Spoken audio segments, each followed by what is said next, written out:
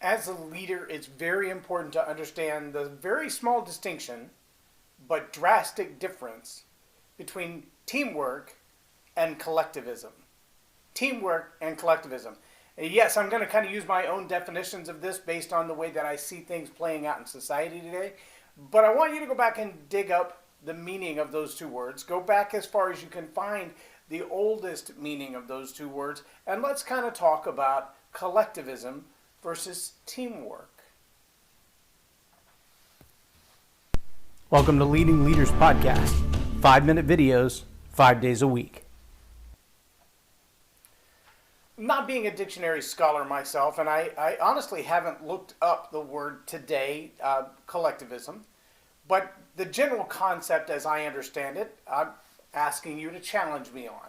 See, here's what I understand about collectivism. Collectivism is kind of that concept that we all pitch into the same result, and regardless of what we put into the effort, we share the result. We share the output. So if 100 people participate in getting a job done, getting a task done, reaching a goal, producing a product, if 100 people participate in that, then 100 people equally share the profit of that. Now, what collectivism doesn't necessarily ask is, was your role the same as my role? Was it the same level of skill? Did it require the same level of sacrifice? Did it require the same level of risk? Did it require the same level of investment?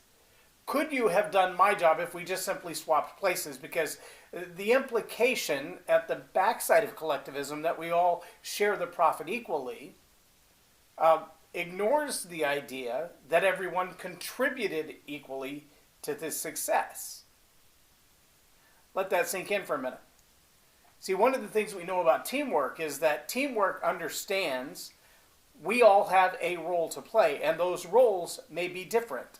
Just as an example, a sports team, whether you're talking about basketball or baseball or softball or football, American football as I know it best, we would say that the quarterback has a completely different role than does the center. The center's got to get the ball off the ground and give it to the quarterback, but from there the center basically stays in the way of anybody else who's trying to get to the quarterback. That's the extent of his job. The quarterback, on the other hand, has to elude everyone who's trying to get to him, to take him down, to take the ball away. He also has to know who to hand it off to, what direction they're going from, where they've started and where they're headed next. He has to be able to throw the ball to them. So that's a different skill level. It's a different athletic ability level. It's a different academic level requirement to be the quarterback than to be the center. The challenge for collectivism is that at the end of the day, both of those guys would get exactly the same paycheck. At the end of the day, those guys would have an equal opportunity for promotion. Now, they do against their peers. Quarterbacks against other quarterbacks. Centers against other centers. Guards or tackles or defensive ends or tight ends against other guards, tackles, defensive ends, or tight ends. Why? Well, because while they're all playing in the same game and their whole goal is that the team would win, teamwork says you have a specific assignment and your obligation is to do your assignment to the best of your ability. Doing your assignment to the best of your ability does not imply that you are the same as or equal to everybody else on the team who has an entirely different role. Therefore, to compare yourself to their outcomes, to compare yourself to their incomes, to compare yourself to their position, center, guard, tackle, point guard on the basketball court or the post, those roles are completely different. And so is the expectation of the effort required to pull it off. One of the challenges with collectivism is that you could literally have someone whose job it is to pick up the paperclip and move it from one side of the table to the other. And at the end of the day, whatever profit is there, they would expect that to be the same. In fact, I've heard people talk about the idea of collectivism under the category of socialism or communism as a better economic system, who would say things such as, well, putting the eraser on the pencil is just as important as putting the lead in the pencil. Therefore, the pencil manufacturing company or the pencil maker, the company itself, doesn't have anything uniquely invested in this operation that the guy who puts on the pencil or puts in the lead doesn't have invested. And obviously the fallacy with that is the guy putting the eraser on or putting the lead in hasn't made the sacrifice to guarantee that everybody else has a paycheck. Hasn't made the sacrifice of the investment to actually make sure that the company stays open. The taxes, the operational expenses, the actual overhead, the salaries, the payrolls, those things don't exist for the guy putting the eraser on the pencil. And so when we talk about collectivism versus teamwork, the real difference isn't just the outcomes and are they equal, but is the effort, is the expense, is the risk equal?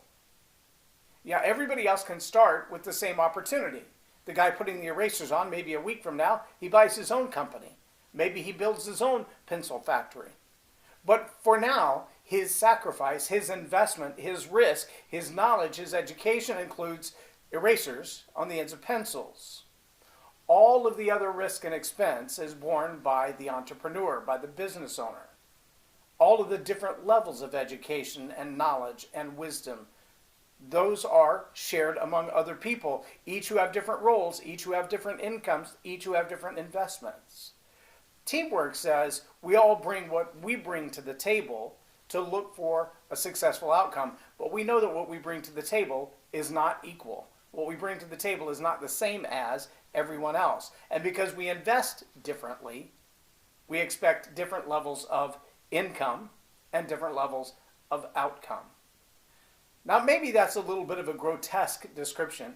Feel free to challenge me in the comments. Share this with other people that you think have a better idea of the difference between collectivism and teamwork. But as a leader, if that's not a question you've been asking yourself, what is the difference between collectivism and teamwork, then you may find yourself at a loss when someone comes to you and challenges you and says, why don't we get equal results at the end? Why don't we all share in the profit? What makes you, as the CEO or the company founder, think that you get to take a bigger portion when I've been the one putting erasers on pencils all along? I think it's a question every leader needs to be ready to answer. It's a philosophy every leader needs to consider. Because right now, all of our education systems are pointing toward collectivism as opposed to teamwork. And most leaders would say, what I want is a good team that does good teamwork. That's my challenge for you today as a leader. Do you know, can you explain, can you articulate in your own mind, in your own paraphrase, the difference between collectivism and teamwork? I'm Loren Norris with Leading Leaders Podcast for Tell It Like It Is TV. Have a blessed day.